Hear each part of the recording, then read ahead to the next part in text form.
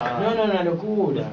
Toda gente muy loca. Y un día y se tomó la casa al lado, dijimos, bueno, esa casa hay que tomarla, se tomó la casa que estaba al lado de la ferretería, y bueno, después se empezó a arreglar, vino Sebastián Moyano, un amigo de la banda, a hacer cosas, y se hizo esa toma. Después Gustavo arregló todo el tema de los impuestos y la vendió, o sea, hizo un negocio. No, porque Gustavo Cordera es un psicópata fantástico, ultra extremo, especialista para los negocios. Ajá. Y bueno, la coincidencia con la realidad. Claro, sí, pero ¿sabes lo que pasa? Que eran años muy divertidos de la banda. Entendido. Había mucha anarquía, se vivían muy anárquicamente, porque no había un horizonte muy claro. Era una época en la cual Bersuit hoy estaba tocando y a los 2 días estaba separada. Y después al mes estaba otra vez Bersuit. Se agarraban a trompadas en los ensayos. Yo veía todas esas cosas. Estás hablando del primer y segundo disco, tercer disco. Segundo disco, por ahí. Y yo recuerdo que yo les daba una mano con el tema de la prensa. Como yo estaba empezando en todo esto, entonces lo llevaba Gustavo a las radios. Salíamos a la noche a hacer muchas relaciones públicas. Fuiste a la gira con ellos al sur, ¿cierto? Sí. ¿Puede ser que hayas hecho de Gustavo Cordera en alguna radio vos? No, yo no fui. Yo no fui, hijo. El famoso ya no fue. Mirá que Botafogo ha dicho que ha dicho de Papo en Europa, vos lo podés hacer tranquilamente, lo podés decir. No, hicimos muchas cosas, pero muchos desastres en toda esa época.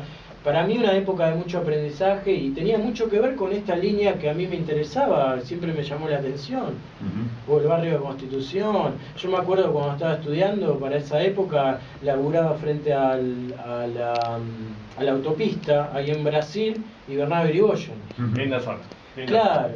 Y yo cruzaba por ahí, andaban, ahí estaban las chicas que laburaban, las brazucas, todavía no habían trabucos en esa zona.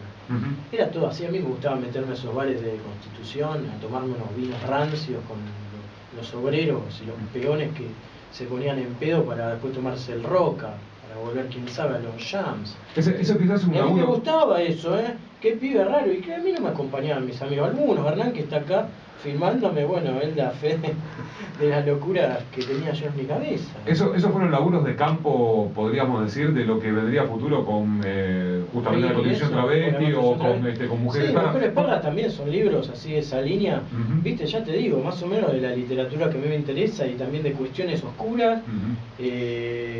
Bueno, la vida de Ricky me fascinaba. A propósito de eso, justo él te había hecho una pregunta en principio y quedó media truncada. Yo te iba a preguntar justamente cómo había sido el laburo de base para meterte en la vida de Ricky Espinosa.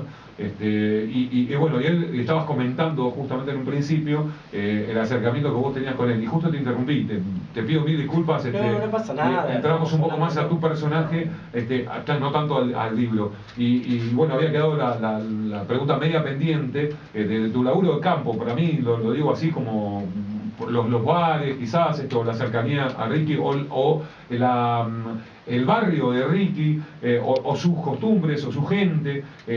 ¿Cómo es ese laburo de campo que se hizo para El Último Punk? Mirá, lo primero que hice es recurrir a la gente más cercana a él. Pero también tuve otras inquietudes, por ejemplo, ir al colegio Ángel Gallardo, donde él hizo la secundaria, la técnica, a averiguar cosas de cómo él era antes de la transformación, de su metamorfosis adolescente. Y me empecé a encontrar con que él era un chico aplicado, que se sacaba buenas notas. Y sorpresa, claro, no, y que pasó un quiebre en la adolescencia, que todos podemos tenerlo, algunos más, algunos menos, en la edad de la adolescencia, en el transcurrir de esos años, que fue muy fuerte en el caso de él, fue una verdadera metamorfosis. Ahora, vos que justamente escribiste el libro y profundizaste en eso, ¿sabés cuál fue ese quiebre en esa época que lo haya transformado al personaje de Flema directamente? Yo lo que creo es que él era un chico que cada uno tiene su personalidad ya de chico, y en la adolescencia se asevera un poquito más todo ese tema. En el caso de Ricky me parece que su conexión con el rock, con el rock and roll, le gustaba mucho el metal, le gustaba todo lo oscuro. Entonces él empieza a inmiscuirse en ese mundo, en ese submundo, yendo a bares donde estaban los metaleros, y él quería pertenecer y además le pidió al padre que le compre una guitarra. Él venía de una familia humilde. El barrio también, viste, muy barrio Herli, la zona de Herli en Avellaneda, donde están los pibes en la esquina. Era la época de los pibes escabeando altas horas de la noche, tomando cerveza en la esquina. Antes pasaba todo el tiempo, ¿o no? Era así, ¿no? Era la infancia. Bueno, ahí está la Había cuestión. mucho rock and roll, mucho porro, mucho esto, mucho aquello, y desembocantes. Bueno, ahí está la cuestión de la sociabilización o lo natural de Ricky. Porque hay Sí. muchas anécdotas que vos contás en el libro que vienen antes de estar día de la primavera o día del estudiante y la rock and rollera en medio de La Paz.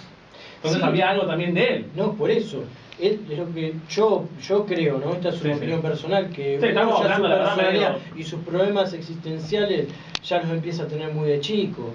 Cuando yo creo que él era un pibe con mucho conflicto interior, es claro, por la vida que llevaba y toda esa transformación, o las preguntas que se hacía él, o su proceder, o su desconfianza con la amistad, con la sinceridad, sus enojos con el sistema social, Hay sus un desacuerdos con el... Era muy anárquico él. Él no se autodenominaba como anarquista, pero lo era. Y era un pibe que había leído mucho a Malatesta, a Bakunin. No era un pibe que fue así porque sí. Las inquietudes estaban bien encajadas. Ahora, cuando él entra en la música punk, entra medio de casualidad. Eso es verdad, porque Claro, la banda la había Overkill, armado inicialmente metal. era un grupo metalero, fue el primer grupo de Ricky Overkill.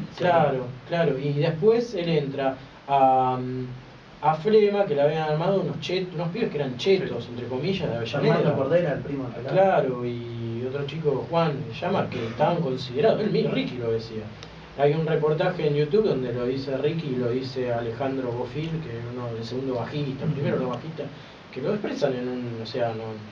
Y estos eran pibes más de barrio, Bofil era allá de Sarandí al fondo, Ricky de Herli, eran chicos más de clase Bueno, obrera. y esa tensión vos la familia. notás en el libro, la tensión y los conflictos que había, que se cagaban a trompada y que volvían y que se iba y volvía. Sí, O sea, el conflicto estaba permanente. Sí, lo que pasa es que Ricky era, para mí era una estrella, que ya asomaba en esa época a su manera, y era un pibe que desembocaba en el tema de los vicios y viste que a veces pasa, yo no digo que esté bien, pero muchas veces en muchos artistas pasa que en los momentos en los cuales más conflictos tienen, o más, entre comillas, podredumbre hay, más creación artística hay. Podemos mencionar millones, ¿no?, de artistas de rock, Sí. o de pintura, donde sea, de cualquier aspecto del arte. Ricky era uno de ellos. Era un gran creativo. Si uno recurre a las letras de él, letras de 4 renglones, que te dicen cosas fuertes, y él en estado, viste, de catarsis. Recuerdo Escribiendo cosas sí. que vos decís, pucha, este tipo está diciendo algo que yo lo pienso Que todos su los gente días. se siente Y que identificada, sí, por sí. más que tenga 40 y pico de años, o 30 y pico de años, o 20 y pico de años. Y esa capacidad de Una resumen capacidad muy fuerte, sobre muy fuerte. Vos hablabas del anarquismo que él leía, el anarquismo que él llevaba adelante de su vida.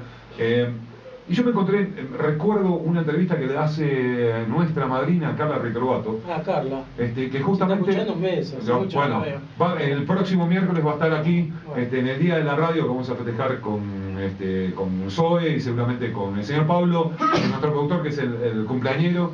Vamos a hacer un especial del Día de la Radio y vamos a estar charlando con ella. Recuerdo una que ella, Ricky muy anárquico en la entrevista, es como que no le interesaba para nada la presentación de lo que iba a ser a futuro. O sea, era como venir acá y decir, mirá, Seba Duarte viene a presentar un libro, pero no me habla del libro ni le chupa un huevo el libro.